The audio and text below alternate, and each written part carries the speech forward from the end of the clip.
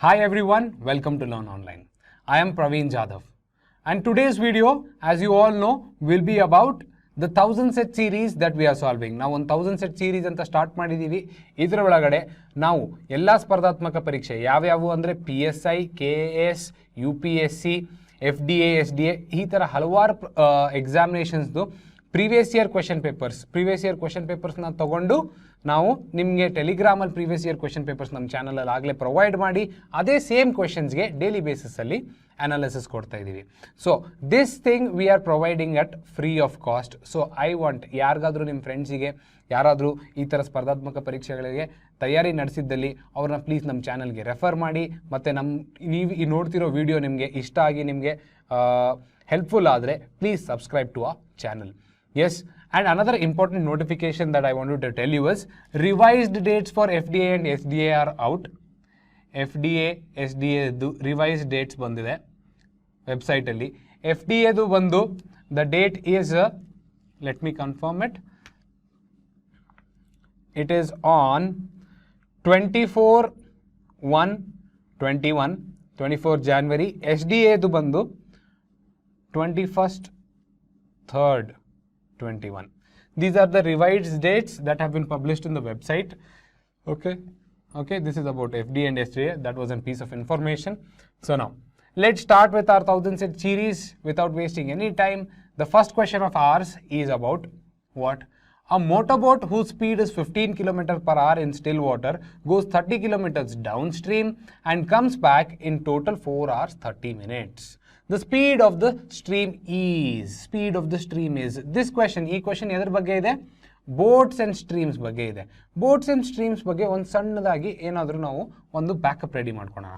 S, the same ಫಾರ್ಮೆಟಲ್ಲಿ ಹೋಗ್ತೀವಿ ನಾವು. ಯಾವುದಾದ್ರೂ ಪ್ರಶ್ನೆ ಹೊಸದಾಗಿ ನಮಗೆ ಬಂದಾಗ ಅದರದ್ದು ನಾವು ಸ್ವಲ್ಪ ಬೇಸಿಕ್ಸ್ನ ಡಿಸ್ಕಸ್ ಮಾಡಿ ಆ ಕ್ವೆಶನ್ನ ಸಾಲ್ವ್ ಮಾಡೋಕ್ಕೆ ಟ್ರೈ ಮಾಡ್ತೀವಿ. ನಾವು ಲೆಟ್ಸ್ ಹ್ಯಾವ್ ಅ ಸ್ಟ್ರೀಮ್. ಒಂದು ಸ್ಟ್ರೀಮ್ ಇದೆ, ಒಂದು ರಿವರ್ ಇದೆ ಅಂದ್ಕೊಳ್ಳೋಣ. ಆ ರಿವರ್ ಒಳಗಡೆ ಒಂದು ಬೋಟ್ ಇದೆ. ಓಕೆ, ಆ ರಿವರ್ ಒಳಗಡೆ ಒಂದು ಬೋಟ್ ಇದೆ. ಸ್ಟ್ರೀಮು ಹೀಗೆ ಹರಿತಾ ಇದೆ. ಸೊ ಟರ್ಮಿನಾಲಜಿ ಇದಕ್ಕೆ SW ಅಂತ ಕರಿತೀವಿ. SW is nothing but speed of water, stream ಏನಾದರೂ ಕರಿಬೋದು ಅದಕ್ಕೆ. ನಾವು the other thing, boat, if the boat is moving in this direction, yes, boat is moving in this direction, then let this be speed of boat. This will be the speed of boat. The boat is moving at a speed SB. Now, boat ಈ ಥರ move ಆಗ್ತಿರುವಾಗ ಈ river, flowing river ಬೋಟ್ನ ಯಾವ ಥರ influence ಮಾಡುತ್ತೆ? Positive ಆಗಿ influence ಮಾಡುತ್ತಾ, negative ಆಗಿ influence ಮಾಡುತ್ತಾ?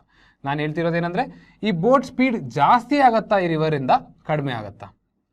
ಏನಾಗುತ್ತೆ? ಜಾಸ್ತಿ ಆಗುತ್ತೆ. ಆ ಸ್ಪೀಡ್ನ ನಾವು ಡೌನ್ ಸ್ಟ್ರೀಮ್ ಸ್ಪೀಡ್ ಅಂತ ಕರಿತೀವಿ. Downstream speed is nothing but speed of boat plus speed of water or stream. Yes, when the boat is flowing along the stream, ಯಾವಾಗೆ ನಮ್ಮ ದೋಣಿ ರಿವರ್ ಜೊತೆ ಫ್ಲೋ ಆಗ್ತಾ ಇರುತ್ತೆ, ಅವಾಗೆ ಅದು it is nothing but speed, boat speed ಏನಿರುತ್ತೆ plus water ಸ್ಪೀಡ್ನ add ಮಾಡಿದ್ರೆ ನಮಗೆ ಡೌನ್ ಸ್ಟ್ರೀಮ್ ಸ್ಪೀಡ್ ಸಿಗುತ್ತೆ. ನಾವು ಅಪ್ ಸ್ಟ್ರೀಮ್ ಸ್ಪೀಡ್ ಅಂದರೆ ಏನು? ಅಪ್ಸ್ಟ್ರೀಮ್ ಸ್ಪೀಡ್ ಯಾವಾಗೆ boat is travelling in the opposite direction as that of the river. River ಹೀಗೆ flow ಆಗ್ತಾ ಇದೆ, ಬೋಟ್ ಹೀಗೆ ಹೋಗ್ತಾ ಇದೆ. ರಿವರ್ ಹೀಗೆ ಫ್ಲೋ ಆಗ್ತಾ ಇದೆ, ಬೋಟ್ ಹೀಗೆ ಹೋಗ್ತಾ ಇದೆ. ಫ್ಲೋಗೆ ಅಪೋಸಿಟ್ ಆಗಿ ಹೋಗ್ತಿರುವಾಗ ಅದೇನು ಸ್ಪೀಡ್ ಬರುತ್ತೆ? ಅದನ್ನ ಅಪ್ಸ್ಟ್ರೀಮ್ ಸ್ಪೀಡ್ ಅಂತಾರೆ. ಇದೇನು? This is nothing but speed of boat minus speed of water. Speed of boat minus speed of water. ಇದನ್ನ ನಾವು ಈಕ್ವೇಷನ್ 1 ಅಂತ ತೊಗೊಳೋಣ, ಇದನ್ನ 2 ಅಂತ ತೊಗೊಳೋಣ. 1 + 2 ಮಾಡಿದಾಗ ಏನು ಬರುತ್ತೆ ನೋಡಿ? 1 + 2 D plus U is equals to SB plus SW plus ಮಾಡ್ತಾ ಇದ್ದೀನಿ plus SB minus SW. So ಈಗ ಮಾಡಿದಾಗ ಏನು ಕ್ಯಾನ್ಸಲ್ ಔಟ್ ಆಗುತ್ತೆ? SW ಕ್ಯಾನ್ಸಲ್ ಆಗುತ್ತೆ, 2 SB ಉಳಿಯುತ್ತೆ. So speed of boat is nothing but D plus U by 2. Okay, fine. Now let me finish it off here only. Yes, D plus U by 2. Speed of water ಅವಾಗ ನಮಗೆ ಏನಾಗುತ್ತೆ? Just ಇದನ್ನ ನಾನು add ಮಾಡಿದಾಗ ನನಗೆ SB ಬಂತು. Subtract ಮಾಡ್ತೀನಿ, 1 - 2 ಮಾಡ್ತೀನಿ ನೋಡಿ, ಅವಾಗ ಏನು ಬರುತ್ತೆ? D - U D minus U is equals to S B plus S W minus S B plus S W. So ಇವಾಗ ಏನು ಕ್ಯಾನ್ಸಲ್ ಆಗುತ್ತೆ? Minus S B plus S B cancel ಆಗುತ್ತೆ. S W is equals to D minus U by two. Yes, so ಟರ್ಮಿನಾಲಜೀಸ್ನು ನಾನು ಬರೆದ್ಬಿಡ್ತೀನಿ. S B is nothing but speed of boat. S W ಅಂದರೆ ಏನು? Speed of water ಆದರೂ ಕರಿಬೋದು, stream ಅಂತಾದರೂ ಕರಿಬೋದು, anything. Yes, next D, capital D ಅಂದರೆ downstream speed. Downstream speed ಯಾವಾಗ ಬರುತ್ತೆ? When the boat is moving along the flow of the water, downstream speed. Upstream speed, upstream speed ಅಂದರೆ U ಇಂದ denote ಮಾಡ್ತೀವಿ. Upstream STREAM speed. Okay, upstream speed ಅಂದರೆ when the boat is moving against the flow of water. Okay, ಇಷ್ಟು terminology ನಮಗೆ ಗೊತ್ತಿದ್ರೆ ನಮಗೆ ಯಾವುದೇ question ಬರಲಿ ಬೋಟ್ಸ್ ಆ್ಯಂಡ್ ಸ್ಟ್ರೀಮಲ್ಲಿ ನಾವು ಈಸಿಯಾಗಿ ಸಾಲ್ವ್ ಮಾಡ್ಬೋದು. ನಾವು let's have a look at the question. ನಾವು ಇವಾಗ ಕ್ವೆಶನ್ ಡಿಸ್ಕಸ್ ಮಾಡೋಣ. A motor boat whose speed is 15 km/h in still water. Still water ಅಲ್ಲಿ ಸ್ಪೀಡ್ ಆಫ್ ಬೋಟ್ ಕೊಟ್ಟಿದ್ದಾನೆ 15 km/h, ಅಂದರೆ ಎಸ್ ಬಿ ಕೊಟ್ಟಿದ್ದಾನೆ. 15 km/h ಅಂತ ಕೊಟ್ಟಿದ್ದಾನೆ. Next, goes 30 kilometers downstream and comes back in total 4 hours 30 minutes. Okay, 30 kilometers one side distance ಅಂತ ಕೊಟ್ಟಿದ್ದಾನೆ. 30 kilometers one side the distance. Okay, goes and comes back in 4 hours 30 minutes. ನಮಗೆ total time T ಕೊಟ್ಟಿದ್ದಾನೆ 4 hours 30 minutes. ನಾನು 4 1/2 ಅಂತ ಬರ್ಕೋಬೋದಾ ಇದನ್ನ ಅವರ್ಸ್ನ convert ಮಾಡಲಿಕ್ಕೆ? Yes, so 4 1/2 is nothing but 4 2 is 8 1 9 9/2 ಅಂತ ಬರ್ಕೋಬೋದಾ? 9/2 hours. ಎಸ್, ನೆಕ್ಸ್ಟ್ ನೋಡಿ, ಇವಾಗ ನಮ್ಗೆ ಕೊಟ್ಟಿರೋದು ಡಾಟಾ ಇಷ್ಟೇ. The speed of the stream is ಅಂದರೆ ನಮಗೆ ಏನು ಕೇಳ್ತಾ ಇದ್ದಾನೆ? ಸ್ಪೀಡ್ ಆಫ್ ದ ಸ್ಟ್ರೀಮ್ನ ಏನಿಂದ ಡಿನೋಟ್ ಮಾಡ್ತೀವಿ? ಎಸ್ ಡಬ್ಲ್ಯೂ ಇಂದ. ಎಸ್ ಡಬ್ಲ್ಯೂ ನಮಗೆ ಕೇಳ್ತಾ ಇದ್ದಾನೆ. So just watch how to go about this. ನಮಗಿರೋದು ಒಂದೇ formula, time speed and distance. Distance is equals to speed into time. Yes, now time is nothing but what? This implies that time is nothing but distance upon speed. ನಮಗೆ ಇಲ್ಲಿ speed ಗೊತ್ತಿದೆ, total time ಗೊತ್ತಿದೆ, distance ಗೊತ್ತಿದೆ. So ಇಲ್ಲಿ distance ಜಾಗಕ್ಕೆ ನಾನು one side distance, that is while going downstream ಹೀಗೆ ಬರೀಬೋದಾ? Downstream is nothing but time ಜಾಗಕ್ಕೆ, time taken to go down stream ಜಾಗಕ್ಕೆ ಡಿಸ್ಟೆನ್ಸ್ 30 km ಡಿವೈಡೆಡ್ ಬೈ ಯಾವ ಸ್ಪೀಡಿಂದ ಹೋಗ್ತಾನೆ ಅವನು? Yes, he'll go with the downstream speed. Downstream speed ED. ಈ ಡಿಸ್ಟೆನ್ಸ್ನ ಸಣ್ಣ ಡಿ ಮಾಡಿಬಿಡ್ತೀನಿ, ಕನ್ಫ್ಯೂಷನ್ ಬೇಡ. ಕ್ಯಾಪಿಟಲ್ ಡಿ ಬಂದು ಡೌನ್ ಸ್ಟ್ರೀಮ್ ಸ್ಪೀಡ್. ಇಲ್ಲಿ downstream speed capital D ಬರುತ್ತೆ. ಡೌನ್ ಸ್ಟ್ರೀಮ್ ಸ್ಪೀಡ್ ಅಂದರೆ ಏನು? S B plus S W. S B ನಮಗೆ ಎಷ್ಟು ಕೊಟ್ಟಿದ್ದಾನೆ? 15 ಕೊಟ್ಟಿದ್ದಾನೆ. ಪ್ಲಸ್ ಎಸ್ ಡಬ್ಲ್ಯೂ ನಮ್ಗೆ ಗೊತ್ತಿಲ್ಲ. Let me take S W has to be X. 15 plus X plus next ಇವಾಗಿದು ಟೈಮ್ T1 ಅಂತ ತೊಗೊಳೋಣ. ನೆಕ್ಸ್ಟ್ ಇದು T2 to come back upstream ಎಷ್ಟಿದೆ? ಸೇಮ್ 30 km ಟ್ರಾವೆಲ್ ಮಾಡ್ತಾನೆ. ಯಾವ ಸ್ಪೀಡ್ಲಿ ಟ್ರಾವೆಲ್ ಮಾಡ್ತಾನೆ? ಅಪ್ಸ್ಟ್ರೀಮ್ ಸ್ಪೀಡಿಂದ ಟ್ರಾವೆಲ್ ಮಾಡ್ತಾನೆ. ಯು ಅಂದರೆ ಏನು? U is nothing but S B minus S W, ಅಂದರೆ 15 minus X is equals to time 1 plus time 2. ಹೋಗೋ ಬರೋ ಟೈಮು ಎಷ್ಟಂತ ಕೊಟ್ಟಿದ್ದಾನೆ? Total time 4.5, that is nothing but 9/2. So ಈಗ ಇಲ್ಲಿ ಸಿಂಪಲ್ ಕ್ಯಾಲ್ಕುಲೇಷನ್ಸ್ ಇದೆ. If I make this calculations ಏನು ಬರುತ್ತೆ ಇಲ್ಲಿ? 15 plus X 15 minus X. So it is nothing but in the form a plus B into a minus B. So it is nothing but 15 square minus X square. ಇಲ್ಲೇನು ಬರುತ್ತೆ? 30 into 15 minus x plus 30 into 15 plus x, yes, is equals to 9/2. So now 30 into 15 450, 30 into 15 450, 30 into x 30x, 30 into x plus 30x ಇಲ್ಲಿ minus 30x ಡೈರೆಕ್ಟಾಗಿ cancel ಮಾಡಿಬಿಡ್ತೀನಿ. 30 into 15 450 450 900 ಡೈರೆಕ್ಟಾಗಿ ಬರೀತೀನಿ. ಯಾಕೆ? ಇದೆಲ್ಲ multiply ಮಾಡಿದಾಗೆ check ಮಾಡಿ ಈ 30x plus 30x minus 30x cancel ಆಗುತ್ತೆ. ಅದಕ್ಕೆ ನಾನು ಡೈರೆಕ್ಟಾಗಿ 900 ಅಂತ ಬರೀತಾ ಇದ್ದೀನಿ. Divided by 15 square. 15 ಸ್ಕ್ವೇರ್ನ 225 ಅಂತ ಬರ್ಕೋಬೋದಾ? 225 ಅಂತ ಬರ್ಕೋಬೋದಾ? Yes. Minus X square is equals to 9/2. 9 ones 9 hundreds ಹೋಯ್ತಾ. ನೆಕ್ಸ್ಟ್ 2 ಇದೆ ಇಲ್ಲಿ 200 ಆಗುತ್ತೆ. This will become 200 is equals to 225 minus x square. ಸೊ ನನಗೆ ಇಲ್ಲಿ ಎಷ್ಟು ಬರುತ್ತೆ 225ನ ಈ ಕಡೆ ಕಳಿಸಿದಾಗ ಮೈನಸ್ 225 ಆಗುತ್ತೆ. ಅದನ್ನ ನಾನು ಡೈರೆಕ್ಟ್ 25 ಅಂತ ಬರೀತೀನಿ, ಈ ಎಕ್ಸ್ ಜೊತೆ ಕ್ಯಾನ್ಸಲ್ ಮಾಡ್ತೀನಿ. X is equals to 25, X square is equals to 25 ಬರುತ್ತೆ. So X is equals to 5. X value ಎಷ್ಟು ಬಂತು ನಮಗೆ 5 ಬಂತು. ನಮಗೆ ಕೇಳಿರೋದೇನೋನು the speed of the stream. Speed of the stream, we had assumed it has to be x, that is 5 km/h. Option L 5? Yes, ide. Option B is our right answer. Anybody, any doubt? So what did we do here? We starting basics ಕಲ್ತ್ಕೊಂಡ್ವಿ, ಹೇಗೆ ಒಂದು boats and streams ಕ್ವೆಶನ್ನ solve ಮಾಡಬೇಕಂತ ಪೂರ್ತಿ in detail ಕಲ್ತ್ಕೊಂಡ್ವಿ. ಅದಾದಮೇಲೆ ಅದನ್ನ simple ಆಗಿ apply ಮಾಡಿದ್ವಿ. ಹೇಗೆ apply ಮಾಡಿದ್ವಿ? ನಮಗೆ ಸ್ಪೀಡ್ ಆಫ್ ಬೋಟ್ ಕೊಟ್ಟಿದ್ದ, ಡಿಸ್ಟೆನ್ಸ್ ಕೊಟ್ಟಿದ್ದ, ಟೈಮ್ ಕೊಟ್ಟಿದ್ದ, ಸ್ಪೀಡ್ ಆಫ್ ವಾಟರ್ ಕೇಳಿದ್ದ, speed of the stream or water ಕೇಳಿದ್ದ, ಅವಾಗೆ ಟೋಟಲ್ ಟೈಮ್ ಕೊಟ್ಟಿದ್ದ. Time taken to go down stream plus time taken to come up stream will be equals to total time. ಅವನು ಇಷ್ಟು distance ಇದ್ರೆ ಈ ಕಡೆ ಹೋಗ್ಲಿಕ್ಕೆ ಟೈಮ್ ಏನು T1, ವಾಪಸ್ ಹೋಗ್ಲಿಕ್ಕೆ ಟೈಮು T2.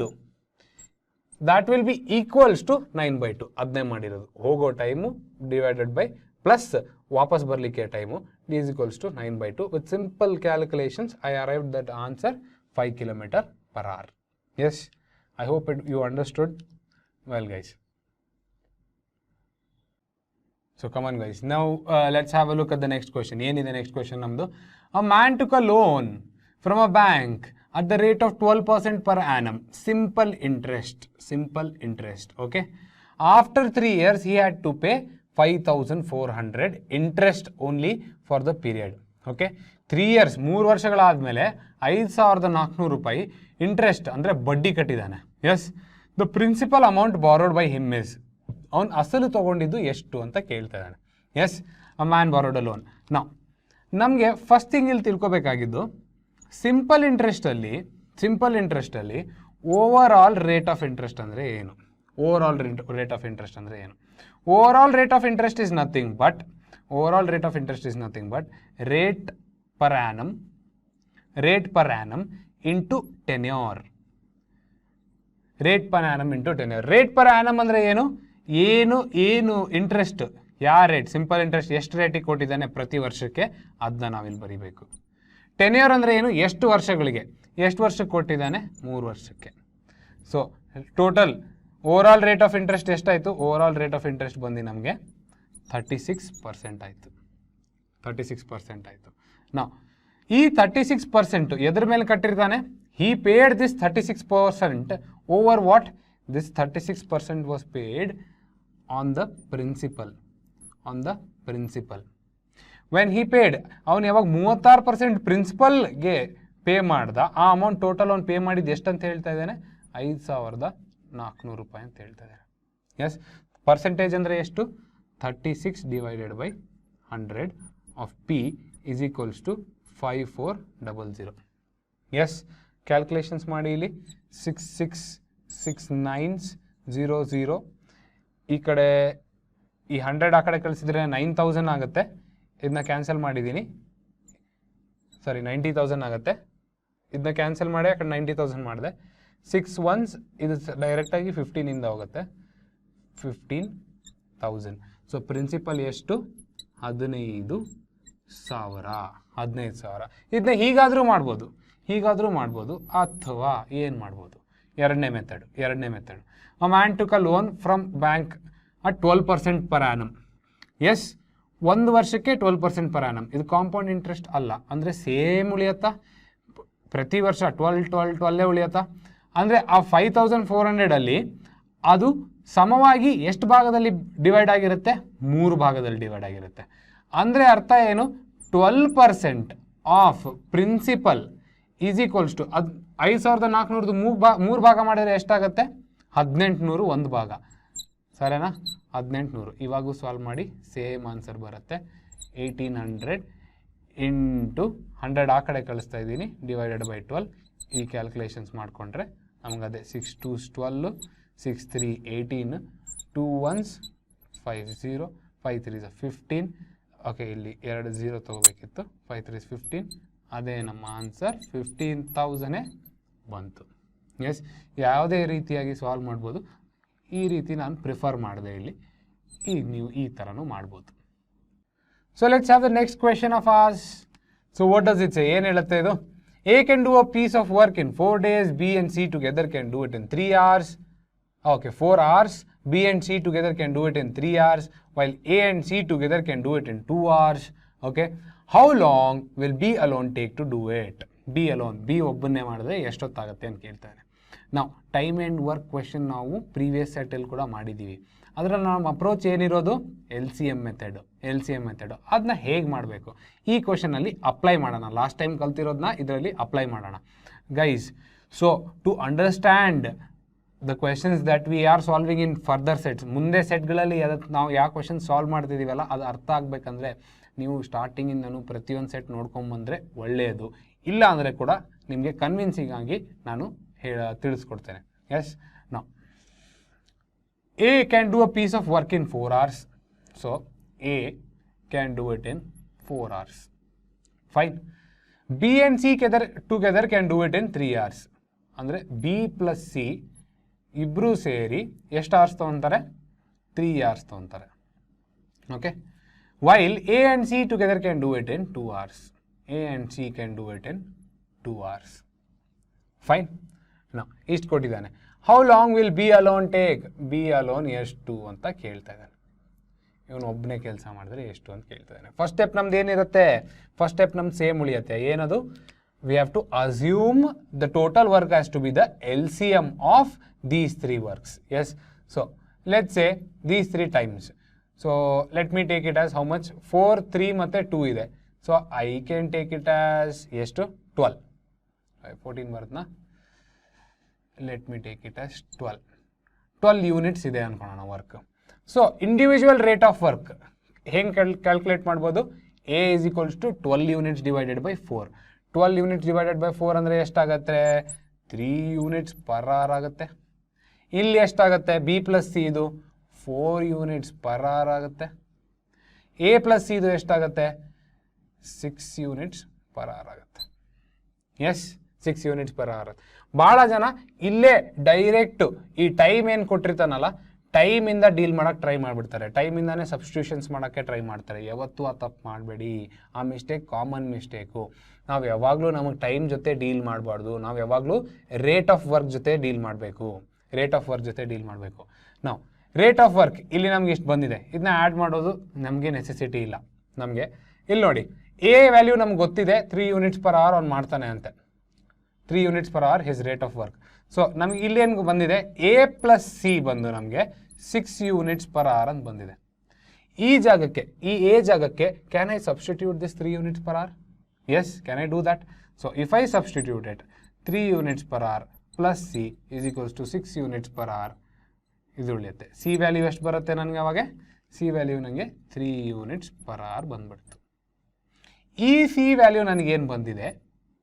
ನಾನು ಏನಕ್ಕೆ ಯೂಸ್ ಮಾಡಬೇಕಿದ್ನ? B alone, B rate of work ಕಂಡುಹಿಡೀಲಿಕ್ಕೆ ಕ್ಯಾಲ್ಕುಲೇಟ್ ಮಾಡಬೇಕು. ಬಿ ರೇಟ್ ಆಫ್ ವರ್ಕ್ ಏನಿದೆ ನೋಡಿ, ಬಿ ಪ್ಲಸ್ ಸಿ ಬಂದು B plus C rate of work ಇದೆ 4 ಯೂನಿಟ್ಸ್ ಪರ್ ಅವರ್. ನಾವು ಈ ಸಿನ ನಾನು ಇಲ್ಲಿ ಸಬ್ಸ್ಟಿಟ್ಯೂಟ್ ಮಾಡಿದ್ರೆ ಈ ಜಾಗಕ್ಕೆ B will be equals to, ಅದನ್ನ ಆ ಕಡೆನೂ ಕಳಿಸ್ತಾ ಇದ್ದೀನಿ, 4 units per hour minus 3 units per hour. So B rate of work ಏನು? 1 unit per hour. 1 unit per hour. So ಇಲ್ಲಿಗೆ ನಮ್ಮ ಕ್ವೆಶನ್ ಸಾಲ್ವ್ ಆಗೋಯ್ತು. ನಮಗೆ B rate of work 1 unit per hour ಅಂತ ಗೊತ್ತಾಗ್ಬಿಡ್ತು. ಟೋಟಲ್ ವರ್ಕ್ ಎಷ್ಟಿದೆ? 12 ಯೂನಿಟ್ಸ್ ಇದೆ. So B alone ಎಷ್ಟು ಅಂತಾನೆ? ಬಿ ಒಬ್ಬನ್ನೇ ಕೆಲಸ ಮಾಡಿದಾಗ ಟೋಟಲ್ 12 ಯೂನಿಟ್ಸ್ ನಾವು 1 ಯೂನಿಟ್ ಪರ್ ಅವರಲ್ಲಿ ಮುಗಿಸ್ತಾ ಇದ್ದಾನೆ ಅಂದರೆ 1 ಯೂನಿಟ್ ಪರ್ ಅವರಲ್ಲಿ ಮುಗಿಸ್ತಾ ಇದ್ದಾನೆ ಅಂದರೆ ಯೂನಿಟ್ಸ್ ಕ್ಯಾನ್ಸಲ್ ಆಗುತ್ತೆ, ಆರ್ ಮೇಲೆ ಹೋಗುತ್ತೆ. So 12 hours ತೊಗೊತಾನೆ. B alone will take how many hours? He'll take 12 hours. Just have a look at the options. Do we have it there? Yes. C option is 12 hours anta. Yes. So one thing to remember is we will not deal with the time. We will have to find out. Now ಏನು calculate ಮಾಡಬೇಕು? Rate of work calculate ಮಾಡಿ ಆಮೇಲೆ substitution ಮಾಡಬೇಕು. Direct ಆಗಿ ಮಾಡಬೇಡಿ. S. Now let's have a look at the next question. Next question ಏನಿದೆ ನೋಡೋಣ ಬನ್ನಿ. So the next question is on direction sense. Point D is 14 meters to the west of point A. So direction sense, blood relations, ಇಂಥ topic ಬಂದಾಗೆ ನಾವು ಯಾವತ್ತೂ miss ಮಾಡಬಾರ್ದು. ಯಾಕೆ ಅಂದರೆ these are easy questions, comparatively easy questions.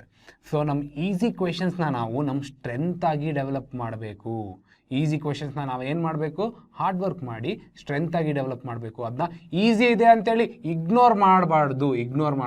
ಅದಕ್ಕೆ last ಮೂಮೆಂಟಲ್ಲಿ preparation ಮಾಡಬೇಕು, ಆದರೆ ಮಾಡಲೇಬೇಕು. Yes, do not ignore anything. ಈ ಥರ ಒಂದು ಈಸಿ ಕ್ವೆಶನ್ನು it can be a deciding factor. ಅದು ಡಿಸೈಡ್ ಮಾಡ್ಬೋದು ನೀವು ಕ್ವಾಲಿಫೈ ಆಗ್ತಿರೋ ಕ್ವಾಲಿಫೈ ಆಗೋಲ್ಲೋ. ಸೊ ಈ ಥರ ಈಸಿ ಟಾಪಿಕ್ಸ್ ಮೇಲೆ ನಿಮ್ಗೆ ಅದು ಈಸಿ ಅನ್ನಿಸ್ತಾ ಇದ್ರೆ ಅದನ್ನ ನಿಮ್ಮ ಸ್ಟ್ರೆಂತ್ ಆಗಿ ಕನ್ವರ್ಟ್ ಮಾಡ್ಕೊಳ್ಳಿ.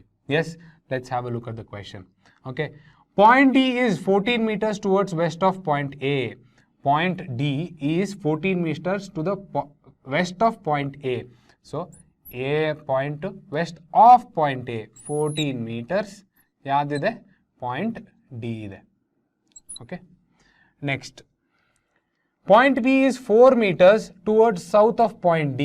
4 meters towards south ಯಾದಿದೆ, point A ಇದೆ, point B ಇದೆ. Yes, point B is 4 meters south of point D. Point F is 9 meters towards the south of point D. Point F is 9 meters towards the south of point D.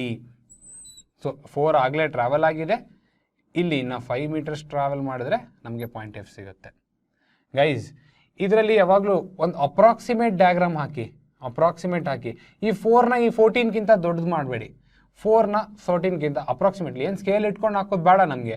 ಆದರೆ ಈ 4ನ 14ಗಿಂತ ಸಣ್ಣ ಮಾಡಿಬಿಟ್ರೆ ಎಲ್ಲ diagram ನಿಮಗೆ conclusion derive ಮಾಡೋಕ್ಕೆ ಕಷ್ಟ ಆಗಿಬಿಡುತ್ತೆ. Approximately ಸಣ್ಣ ಹಾಕಿ. ಎಸ್, ಅಪ್ರಾಕ್ಸಿಮೇಟ್ಲಿ ಕರೆಕ್ಟಾಗಿ ಹಾಕಿ. Point F is 9 meters towards the south of point D. Point E is 7 meters towards the east of point B. Point E is 7 meters to the east of point E. East ಯಾವುದು, ಇದು 7 meters, approximately half 7 meters ಯಾವುದಿದೆ, point E ಇದೆ ನಮ್ದಿಲ್ಲಿ, point E ಇದೆ. Yes, now point E 7 meters to the east of point B. Point C is 4 meters towards the north of point E. Point C 4 meters ಅಂದರೆ ಇಲ್ಲಿ ವಾಪಸ್ join ಆಯಿತು. 4 meters ಇಲ್ಲಿ ಯಾವುದಿದೆ, ಪಾಯಿಂಟ್ C ಇದೆ. Point G is 4 meters towards the south of point A. 4 meters ಅಂದರೆ ಇದೇ ಲೆವೆಲಲ್ಲಿ ನೋಡಿ, ಇದು 4 meters ಇದೆ, ಇದು 4 meters ಇದೆ. ಈ ಥರ ರೆಫರೆನ್ಸ್ ಬಂದರೆ ಸಾಕು ನಮ್ಮ ಡಯಾಗ್ರಾಮಿಂದ. Yes, 4 meters towards the south of point A. ಯಾವುದಿದೆ, G ಇದೆ. ಯಾವಾಗ ಹೇಗೆ ನೀವು ಕ್ವಶನ್ ಓದ್ತೀರಾ, ಒಂದೊಂದು ಸ್ಟೇಟ್ಮೆಂಟ್ ಓದ್ದಂಗೆ ಡ್ರಾ ಮಾಡ್ಕೊತ ಹೋಗ್ಬಿಡಿ. So at the end of the question you must be ready with the pictorial representation. ನಿಮ್ಮ ಪಿಕ್ಟೋರಿಯಲ್ ರೆಪ್ರೆಸೆಂಟೇಷನ್ ಇರಬೇಕು, ಮತ್ತೆ ಓದೋ ನೆಸೆಸಿಟಿನೇ ಇರಬಾರ್ದು. ಈ ಟ್ಯಾಗ್ರಾಮ್ ಆದ ತಕ್ಷಣ ನಮ್ಮ ಕೆಲಸ ಏನು, let's have a look at the questions. ಇಲ್ಲಿವರೆಗೆ ಬಂದು ತಪ್ಪು ಮಾಡೋರು ಇದ್ದಾರೆ. So let's have a look at the questions. What does it say? Please scroll the questions. Yes. Which of the following points are in a straight line? D, E, A. D ಇಲ್ಲಿದೆ, E ಇಲ್ಲಿದೆ, A ಇಲ್ಲಿದೆ. Straight line ಇಲ್ಲ, ಮುಗ್ದೋಯ್ತು. E, G. E, G, C. E, G, C. No. D, B, G. D, B, G. No. E, G, B. E is here, G is here, B is here. Yes, they are in the straight line. So my option for A, my option D will be the correct answer. This is the correct answer. Now, B. B nal nodi, in which direction is A with respect to C? In which direction is A with respect to C ant kelta idane. In which direction is A with respect to C? E direction alli ide, so it is nothing but east. East elli ide? A. Option A, east is my right answer. Next nodi, ಇನ್ನೊಂದು question ಇದೆ. A person walks 5 meters towards north from point F. Point F ಇಂದ 5 meters north move ಆಗಿದ್ದಾನೆ ಅಂದರೆ ಈ 5 meters ಡಿಸ್ಟೆನ್ಸ್ನೇ cover ಮಾಡಿದಾನ? ಈ 5 meter ಡಿಸ್ಟೆನ್ಸ್ನೇ cover ಮಾಡಿದಾನ? Yes, ಈ 5 meter ಡಿಸ್ಟೆನ್ಸ್ನ ಕವರ್ ಮಾಡಿದ್ದಾನೆ. ನೆಕ್ಸ್ಟ್ ಏನು ಮಾಡ್ತಾ ಇದ್ದಾನೆ, and then takes a right turn ಅಂದರೆ ಬಲಕ್ಕೆ ತಿರುಗಿದಾನೆ, ಈ ಕಡೆ ಮಕ ಇದೆ ಇವಾಗ ಒಂದು. Yes, and takes a right turn. Which of the following points would he reach first?